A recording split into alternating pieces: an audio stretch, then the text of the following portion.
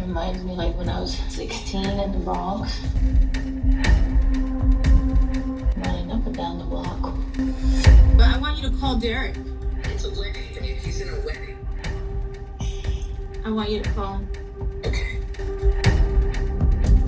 I don't think he's very comfortable with me doing all of this. He can't stop me from making the music I made and I wrote. He can't, and that's gonna happen. Why did you do this documentary? It wasn't my idea. Right. My husband really was the one who was like, we should be capturing this. Y'all see what I'm saying? I think he set her up. Well, as I predicted, things are getting really, really, really ugly in the Bennifer divorce. In my last video, I talked about the fact that J-Lo is out for revenge, that she spent enough time being the bad guy, hearing all the negative headlines about her, and now that she has filed for divorce, the gloves are off, she's on a warpath, and she's going to let the world know everything that nobody knew about Ben Affleck. And it's all coming out like a flood. It's all just too much. I mean, if you're over on Twitter, you are seeing J-Lo's people, her PR machine, her super fans, even some bots I'm seeing are out spreading the word that Ben Affleck is garbage, that she was the victim in that relationship, that she was the one who did everything to try to save this marriage, and that this man is an addict, he's self-destructive, he is moody, he's a sociopath, and that he's to blame for all the negative press she's been getting lately. Now, I'm very well aware of how these things work. And like I said, it's very clear from the barrage of stories that are coming out.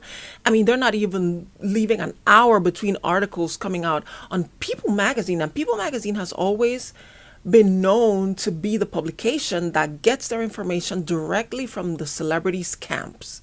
So anything that we're hearing that they're saying, sources say this is coming from a celebrity's camp. And because all the stories that are coming out on this divorce seem to be negative about Ben, but very positive towards J-Lo, we can very comfortably assume that J-Lo's people, her PR people, are on a warpath, and they are determined that they are going to clear out her name and they're going to drag Ben.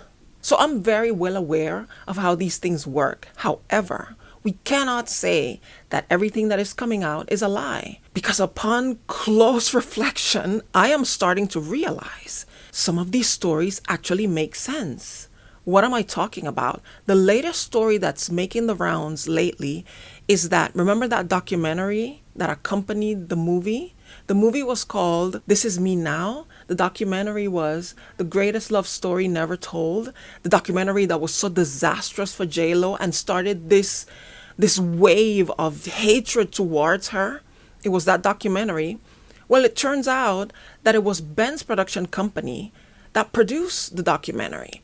And I actually recently discovered this, and I made mention of that in the last video. But now we're seeing footage of Jennifer basically saying that it wasn't just that Ben produced the documentary, he was the one who came up with the idea. And apparently he, for a lot of it, was behind the camera.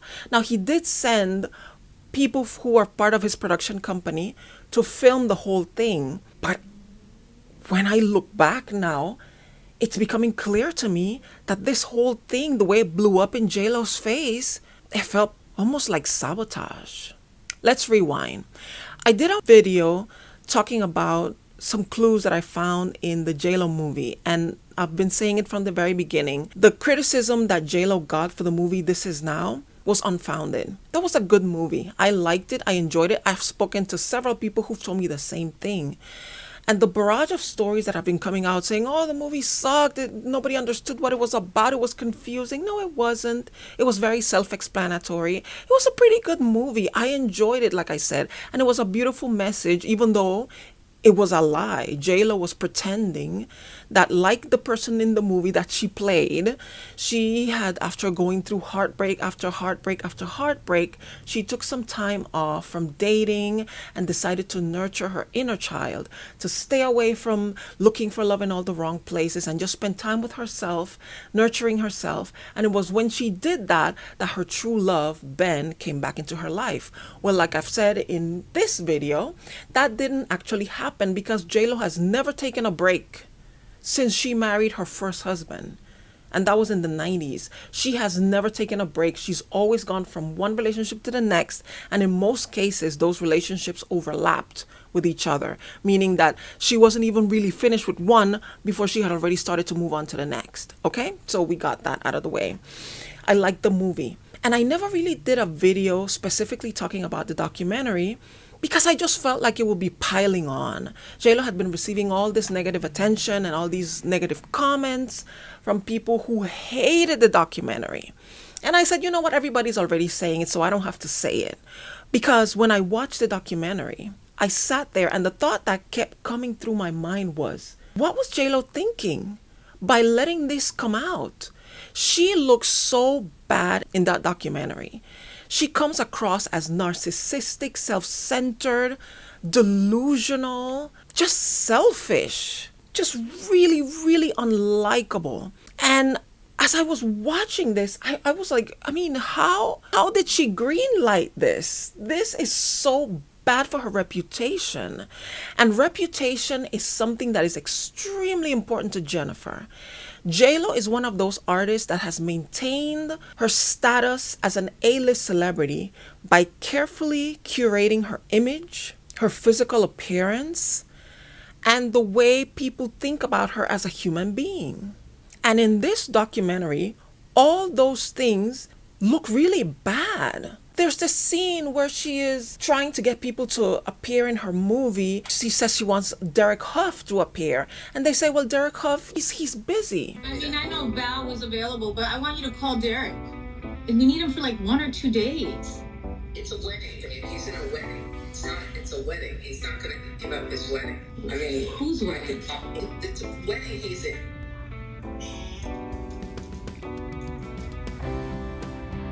I want you to call him. Okay. Did you hear that? Like, whose wedding is it? It doesn't matter, J-Lo. He's at a wedding. He's attending a wedding. He cannot go to your thing. But the way she makes that face, like whose wedding could it be that is more important than my project? I want you to call him. It just left such a bad taste in my mouth. There's the whole thing about her showing the love letters to the people who were working on this album with her. On that first day, I showed everybody this book. This book is a book that Ben gave me on our first Christmas back together. It is every letter and every email that we wrote to each other from 20 years ago and today. And then I went down there, and my book that I had given her was down there. She was like, I've been reading, and this is the kind of inspiration I've been showing them the book. She's like, you've been showing all the musicians all those letters that And I don't think I've ever mentioned this before, but that was one of the most egregious parts to me in this whole project. The fact that she exposed the fact that years after they had broken up, even throughout the years that he was married to Jen Garner, his wife of 13 years, the mother of his 3 children, he kept the love letters they wrote to each other while him and J-Lo were together. And for her to expose this was kind of a slap in the face of Jen Garner. It's kind of saying, yeah, he may have married you during that time, but he was still thinking about me. It was in such poor taste, not just against poor Jen Garner, but the children. Think about the children. It was so clearly a narcissistic move of her wanting to let the world know, yeah, we broke up, but he always had a thing for me. He was always pining for me. And there were moments where it was clear, those were the moments that went viral, that it was clear that J-Lo was the one who wanted to make this movie and wanted to make the album and wanted to do all these things and talk about the relationship. And Ben appeared as if he wasn't comfortable with this information going out there. He didn't want their love story to be repeated. I don't think he's very comfortable with me doing all of this. But but he loves me. He knows I'm an artist, and he's gonna support me in every way he can. He can't stop me from making the music I made and writing the words that I wrote. He can't, that's gonna happen. He doesn't want to stop me. He wants to do that, but that doesn't mean he's, kind of comfortable being abused and being. Well, he can't stop me. He can't stop me from doing this. These kinds of things don't look too good for Jennifer. It really shows her as being somebody who's so attention seeking, so hungry for the spotlight. And I have to be careful how I say this, because I want to make sure to be very clear on this. I think J-Lo is a beautiful woman. I think she looks very nice. I think she looks ageless. Regardless of, what age she is, I think she looks beautiful. But there were some scenes where she just looks kind of haggard. And yes, the woman is 55 years old. She's not supposed to look like a 25-year-old without makeup. But again, knowing Jennifer, and obviously I don't know her, but I know her. I know J-Lo. And I know how carefully she presents herself to the public. She wants to look ageless at all times. She wants to look fresh and sexy and young. And when I saw some of this footage where, she's just, I kind of took it like, wow, J-Lo has really changed. She's really grown. The fact that she's comfortable being seen like this with no filter, no makeup in 4K or whatever high definition level of cameras they were using. The fact that she felt comfortable in her skin to look like that, for a moment I thought, wow, that's incredible. I could never, not at that scale. But now I am beginning to understand that maybe it wasn't J-Lo who was behind that documentary after all, that it was Ben. And if it was Ben, why would he let this ugliness be revealed about her? Why was he okay confirming to the public, yeah, she's a diva. Yeah, she thinks about herself. She thinks she's the center of attention. She thinks she's the center of the universe. She thinks her project is the most important thing in the world, even more important than a wedding. Why would they want this out there? I'm starting to come to the conclusion that J-Lo didn't want it out there, that it was Ben. And why did he want it out there? So that when he left, the public would point at her. She was the villain all along, and he was the nice guy. Look at how he comes across in this documentary. There is nothing but the image of a supporting, loving husband who's there, who's embarrassed that his letters and the privacy of their relationship is being exposed. But because he's the supporting husband, he's still not only going to allow his wife to show all of this, but he's going to get behind the camera and help her get this project off the ground. There was nothing about him that looked bad or that showed several dimensions of him. He was not a multi-dimensional character in that documentary. He was a one-note, one-trick pony, the good husband, the loving husband, the supportive husband. Yes, this is embarrassing. I feel like it's an invasion of our privacy, but I love her more than I love myself, and I'm willing to do this. Whereas J-Lo, she comes across so bad. Think about the fact that it was this documentary that started the hate train against her. It was this scene where she's talking about, I like taking my hair out like this. It reminds me like when I was 16 in the Bronx, running up and down the block. A crazy little girl. Be wild. No limits, all dreams and shit. That's where it started. People saw that scene, people from the Bronx, and they were just tired of J-Lo name dropping them and using them as a prop, that they started making all these videos on TikTok saying, this girl has never been to the block. I don't know what she's talking about. She didn't grow up like she said she did. She never comes back to the block. This is all just smoke and mirrors. She's not a nice person, which kind of snowballed into, she's a terrible tipper. Ben is a generous tipper, but then she comes back and she takes his tip and drops $5 instead. She's not a nice person. She yells at people. She tells them not to look her in the eyes. This whole thing started because of the documentary. And while this hate train was going on, I was wondering, Why doesn't Ben come out and support his wife? Why doesn't he defend her? I can understand J-Lo not defending herself. Probably her PR people said, you know what, just ignore it. It will go away. But it didn't go away. It just kept getting worse and worse and louder and louder. And Ben, who in the past has defended her, back in the day when they were together in 2002, and the rumors had started about how much of a diva she is and how she's demanding and difficult to work with, Ben put out a one-page thing, I believe it was in a newspaper, praising her, talking about what a wonderful, the consummate professional, how she was on set, and it was easy to work with her, and she was such a wonderful person. Where was that Ben this time around? Especially now that we know that it was as a result of the documentary that he recommended. It all feels as if this was a setup, like he wanted her to look bad. And I don't know if J-Lo, when it was post-production and she was kind of looking at what was being portrayed of her, if she said, I don't know, I don't think I want to show this. This doesn't make me look good. I wonder if Ben was there in the studio, in the cutting room floor saying, no, baby, people need to see the real you. People are going to see you as more relatable. It's going to be fine. Trust me, it's going to be fine. You don't look bad. You look wonderful. You know, I love you without makeup. You look beautiful. People are going to love, women are going to relate more to you. No, it doesn't look good. J-Lo, you know, her whole brand is presenting herself in the best light possible. She owns a beauty brand. How can she be on camera looking tired and really showing her age? Her whole brand is ageless. You want to look ageless like me? Use these products. Use olive oil.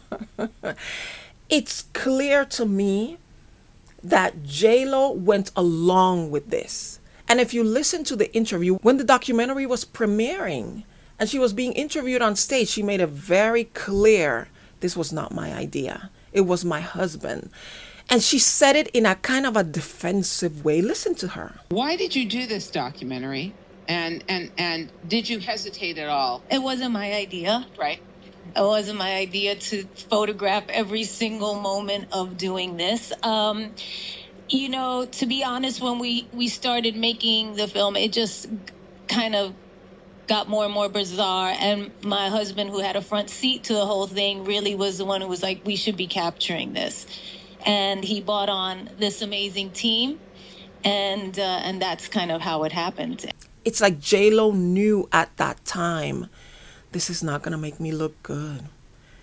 And when she saw that, in fact, it did not make her look good, that not only did she look terrible, but her reputation was taking a hit. And this was affecting her business. Because I believe personally that the slow ticket sales for her world tour were greatly affected by the negativity that she was getting online, which was the result of this documentary that was Ben's idea. It was at that time that Ben should have risen up and said, okay, let's stop this. Let's clear everything up. Don't worry, baby. I've got this. I will defend you. I will let everybody know who you really are. I will show everybody that you are not who they say that you are. I will tell them, never have I left a big, generous tip and she has gone back and taken the money back and then left $5. She has never done that. He has never denied that.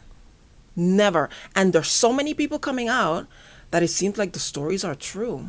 But Ben should have said something. He should have lied to cover for his wife if that's what was necessary. There was even somebody who came out that they said that they were part of the production crew for the documentary when she did that infamous moment where she was talking about, oh, I like when I take my hair out like this, it reminds me of me being running up and down the block. And he said that scene took like 12 takes. We had to do it over and over again. Well, fun fact, I was on the set of that shoot. It took her 12 times. We did 12 takes for that. That's insane. 12 times. And that was the one that they went with. That was the best shot we got. If that is not true, Ben, who was the production company who probably hired that guy, should have come out and said, that is not true. There were no takes. This was a documentary. This was not a movie. We were showing real life. But he never said that.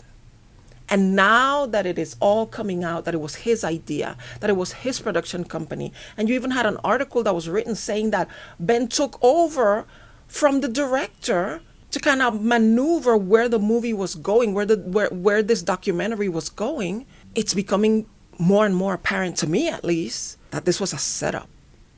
That Ben set this up because even back then he knew that he was going to walk away eventually.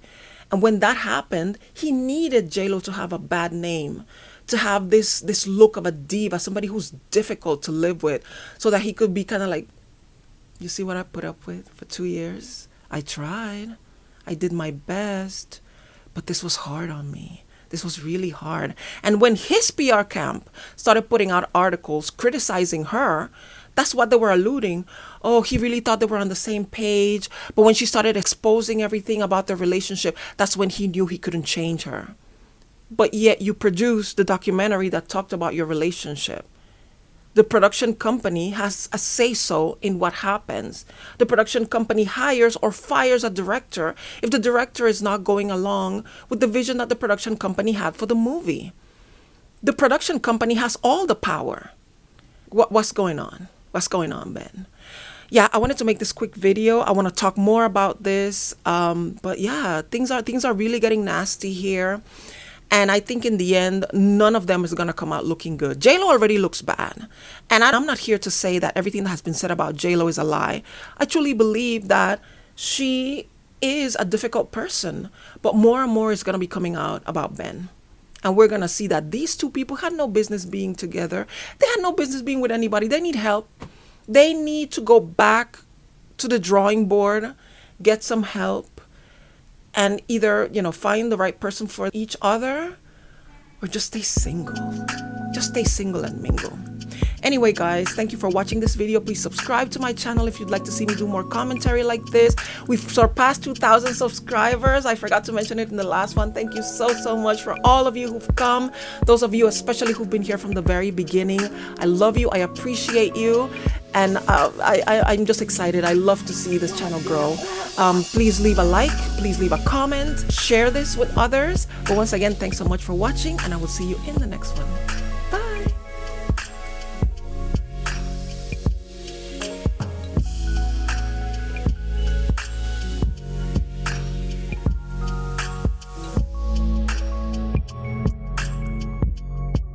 Wow.